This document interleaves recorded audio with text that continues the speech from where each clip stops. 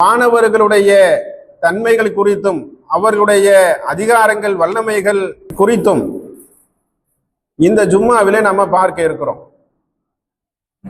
இறைவன் எந்த அளவிற்கு வானவர்களை முக்கியத்துவப்படுத்துகிறான் என்று சொன்னால் 2வது அத்தியாயம் 285வது வசனத்துல இறைவன் குறிப்பிடுகிறான், ஆமன பில்லாஹி வ மலாயிகதி வ குத்துபிஹி வ ரசூலி. என்னை நம்ப வேண்டும், மலக்குமார்களை நம்ப வேண்டும், வேதங்களை நம்ப வேண்டும், அதற்கு பிறகு ரசூல்மார்களை நீங்கள் நம்ப வேண்டும் என்று மலக்குமார்களை 1வது இடத்திலே கொண்டு வந்து நிறுத்துகிறான்.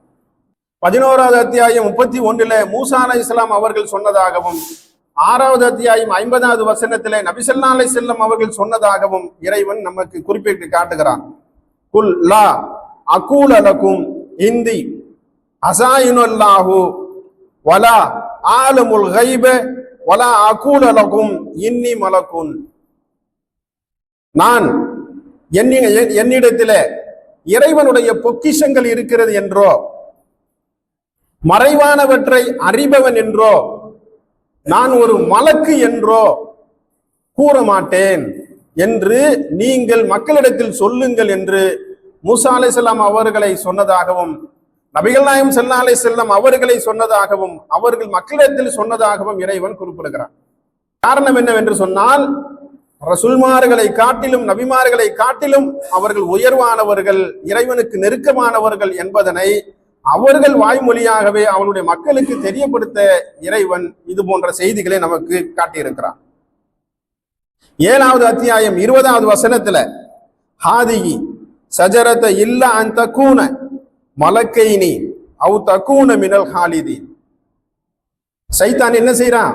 சொர்க்கத்துல தான் வாழ்ந்துட்டு இருக்கிறாங்க. ஆதம் அலைஹிஸ்ஸலாம் ஹவ்வா அலைஹிஸ்ஸலாம் 2 பேரும். ஆதம் அலைஹிஸ்ஸலாம் எங்க வாழ்றாங்க? சொர்க்கத்துல தான் வாழ்றாங்க. அங்க யாரெல்லாம் இருக்கிறாங்க? வானவர்கள் இருக்கிறாங்க, அந்த ஜின்ஸ் இனத்தை சேர்ந்தவர்கள் இருக்கிறாங்க, மனித இனம் என்று சொல்ல மண்ணால் படைக்கப்பட்ட ஆதம் அலைஹிஸ்ஸலாம் அவர்களும் இருக்கிறாங்க. இவர்கள் எல்லாம் சொர்க்கத்தில் இருக்கிறாங்க.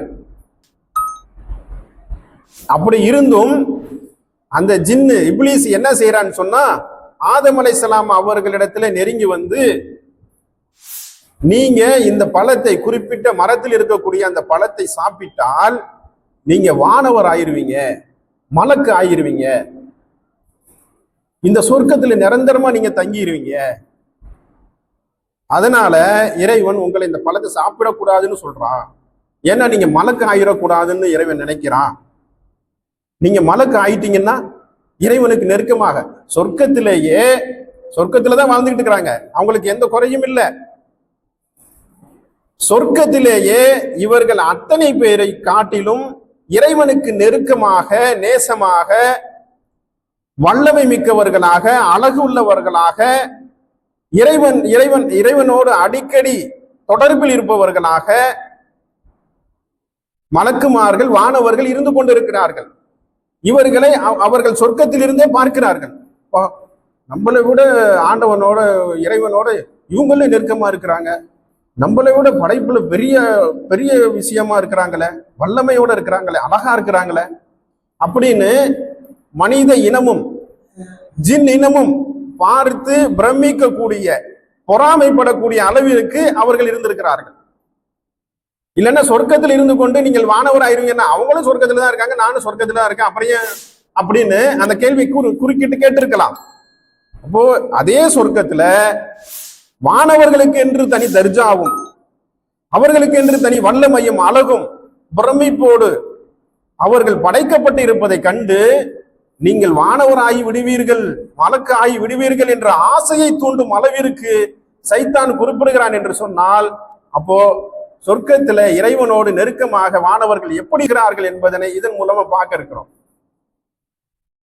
புகாரியில வரக்கூடிய ஹதீஸ் 3218வது ஹதீஸ். இஸ்லாம் அவர்கள் மூலமாகத்தான் இறைவன் குர்ஆன் வசனங்களை இறக்கி வைக்கிறான். அந்த குர்ஆன் வசனங்களை இறக்கி வைக்கக்கூடிய நேரத்தில் ஜிப்ரீல் அலைஹிஸ்ஸலாம் வந்து செல்லுவார்கள். அப்படி செல்லும் பொழுது நபி ஸல்லல்லாஹு அலைஹி வஸல்லம் அவர்களுக்கு இனம் புரியாத மகிழ்ச்சி, ஒரு திருப்தி. ஜிப்ரீல் அலைஹிஸ்ஸலாம் அவர்கள் வரும்பொழுது கேட்கிறாங்க, அலா தஜுருனா அஹ்தர மிம்மா தஜுருனா, நீங்கள் என்னிடத்துல வந்து போறீங்களே, இதே மாதிரி அடிக்கடி வந்து போய்கிட்டே இருங்களேன், அப்படின்னு நபி ஸல்லல்லாஹு அலைஹி வஸல்லம் அவர்கள் விரும்பி கேட்டிருக்கிறார்கள். இறைவன் நாடும் பொழுதுதான் நாங்கள் வர வேண்டும், அது எங்களுக்கு இடைப்பட்டக்கூடிய கட்டளை என்று ஜிப்ரீல் அலைஹிஸ்ஸலாம் அவர்கள் சொன்ன பதில் என்பது வேறு விஷயம். நபி ஸல்லல்லாஹு அலைஹி வஸல்லம் அவர்களிடத்துல சஹாபாக்கள் ஒரு கேள்வி கேட்கிறாங்க. என்னன்னு சொன்னா, உங்களோடு அமர்ந்து உங்களுடைய செய்திகளை கேட்கும் பொழுது எங்களுடைய மனம் மிகவும் திருப்தியாக இருக்கிறது, ஈமானோடு இருக்கிறது. பள்ளிவாசலில் இருந்து நாங்கள் வெளியே சென்றதற்கு பிறகு எங்களுடைய ஈமானுடைய அளவீடு குறைகிறது, அதை நாங்கள் உணர்கிறோம். அப்படியானால் நாங்கள் இதுவும் தவறு விளைக்கிறோமா என்று நபி ஸல்லல்லாஹு அலைஹி வஸல்லம் அவர்களிடத்துல சஹாபாக்கள் கேட்கிறாங்க. இதுல முக்கியமானதாக யார் கேட்கிறாங்கனாக்க அபூபக்கர் ரலியல்லாஹு அன்ஹு அவர்களும் கேட்கிறாங்க. அபூபக்கர் ரலியல்லாஹு அன்ஹு அவர்களுடைய விஷயங்களை பற்றி நம்ம பார்க்கும் பொழுது எப்படி பார்த்தோம்? நபி ஸல்லல்லாஹு அலைஹி வஸல்லம் அவர்களுக்கு அடுத்தபடியான தரத்துல உம்மத்தார்களுக்கு தலைமை ஏற்கக்கூடிய அளவிற்கு அவர்கள் இருந்தார்கள் என்று சொன்னால் அவருடைய ஈமான் எந்த அளவிற்கு இருந்தது? சொர்க்கத்தினுடைய எல்லா வாசல்களிலும், சொர்க்கத்தினுடைய 8 வாசல்களிலும் செல்லக்கூடிய தகுதி பெற்றவர் அபூபக்கர் ரலியல்லாஹு அன்ஹு அவர்கள்.